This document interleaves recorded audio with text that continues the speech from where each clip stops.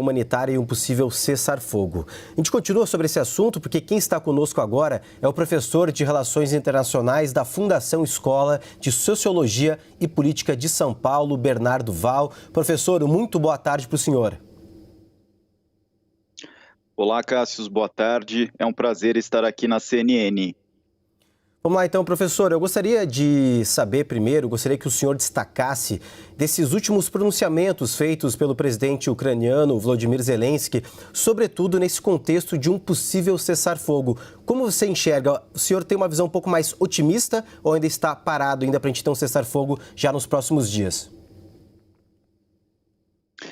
Eu acredito que um cessar-fogo ele ainda pode levar algum tempo para acontecer, porque as reuniões entre as delegações da Rússia e da Ucrânia, no início não foram bem-sucedidas e, aos poucos, pequenos avanços puderam ser observados. Estamos na quarta rodada de negociações, que foi interrompida por 2 vezes, e isso leva a crer que detalhes estão sendo negociados, então pode-se levar mais algum tempo para um cessar-fogo e também mais tempo ainda para se chegar a um acordo de paz. Nós devemos lembrar aqui que existem basicamente 6 demandas por parte da Rússia em relação a esse acordo, que são as seguintes: primeiro, uma Ucrânia geopoliticamente neutra, também a questão da proteção do idioma russo na Ucrânia, o desarmamento da Ucrânia, a desnazificação também entra nessa pauta, bem como o reconhecimento do status da Crimeia e da região de Donbás. Talvez os 4 primeiros elementos sejam mais fáceis para a Ucrânia aceitar, porém a questão da Crimeia, de reconhecer a Crimeia como russa e de Donbás também, a autonomia, melhor dizendo, da região separatista, são pontos mais difíceis de se chegar a um acordo, o que pode levar então aí mais tempo, né, para que se tenha um cessar-fogo e um acordo de paz propriamente dito. E, professor, a sensação que a gente tem é que Putin ali está numa posição que não vai recuar, que ele sim tem essas demandas, como o senhor citou, essas exigências em relação à segurança, né, que a Rússia pede para a Ucrânia para chegar num possível acordo, mas parece que ele não vai recuar e a Ucrânia, por outro lado, também diz que não vai, também não quer recuar, faz esse apelo para a OTAN, para outros países também, pede ajuda humanitária.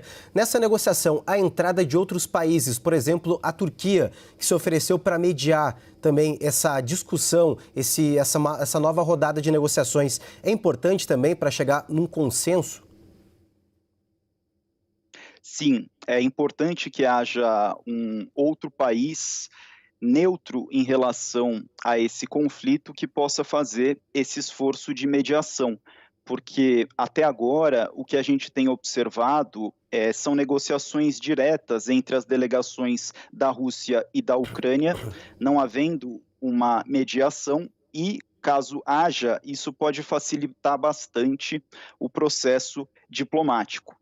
Relativamente à posição dos atores que estão em conflito, se a gente analisar a perspectiva da Rússia, o Putin ele não pode perder essa guerra, porque diversos líderes russos no passado eles foram punidos por derrotas militares. Então, uma derrota na Ucrânia pode significar o fim do governo Putin.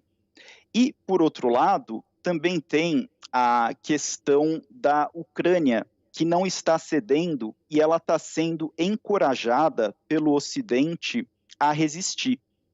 É interessante que, aparentemente, os dois lados, Rússia e Ucrânia, não tinham informações precisas das probabilidades relativas de sucesso na guerra. E o sucesso na guerra é um produto de 2 fatores críticos: a capacidade de lutar e a disposição de sofrer custos. Parece que essa guerra não vai terminar rapidamente, porque vai levar um bom tempo para que um lado faça o outro lado desistir do conflito. Ou a transição das forças armadas russas para o bombardeio indiscriminado de alvos civis terá sucesso e vai destruir a resistência da Ucrânia, ou as mortes no campo de batalha e os sofrimentos econômicos domésticos conseguirão vencer a vontade russa de lutar. E, professor, já que a gente falou em alguns atores, né, e desse campo neutro, a própria China, que tem uma aproximação geopolítica com a Rússia, até mesmo maior do que quando as duas eram socialistas na época da Guerra Fria, também se diz neutra, né, mas tende ali a cair um pouquinho mais para o lado da Rússia. Como o senhor avalia essa neutralidade? Porque o próprio governo chinês, o presidente Xi Jinping, ele disse que não deseja guerra, a guerra não seria bom para ninguém, mas também, ao mesmo tempo, não condena a invasão russa. Como você vê esse posicionamento chinês e se isso pode sim influenciar numa possível negociação futura? A China, justamente por ter essa postura de uma neutralidade pendendo um pouco mais à Rússia, talvez ela não seja um ator neutro o suficiente para fazer essa mediação. Esperava-se que a China, na sua posição de grande potência, pudesse ser um ator para fazer essa mediação. Porém, o que a posição da China revela é justamente uma pendência para o lado da Rússia, então isso poderia ser algo complicado nos esforços de mediação. Aqui é interessante também a gente enxergar o papel da China e o que a China espera da sua inserção nas relações internacionais. Tanto a China quanto a Rússia buscam relações internacionais mais multipolares, ou seja, com vários centros de poder. E os Estados Unidos, do Joe Biden, são um país cujo poder não é mais o mesmo que já foi observado no passado recente. Os Estados Unidos não são mais a hiperpotência ou a superpotência solitária dos anos 90, pós-Guerra Fria, houve um pequeno declínio do seu poder relativo. Mas ainda assim, os Estados Unidos eles têm uma postura dura com a Rússia, e é perfeitamente compreensível por conta da guerra, e também em relação à China. E a China, ela não se sente confortável com os Estados Unidos querendo ditar o que ela deve fazer. Então, a China ela busca uma inserção de mais autonomia, seguindo uma série de sutilezas diplomáticas. Professor, muito obrigado pela sua participação, também pelos esclarecimentos nesses conflitos envolvendo a Rússia e a Ucrânia. Obrigado pela sua participação. Muito obrigado, uma boa tarde.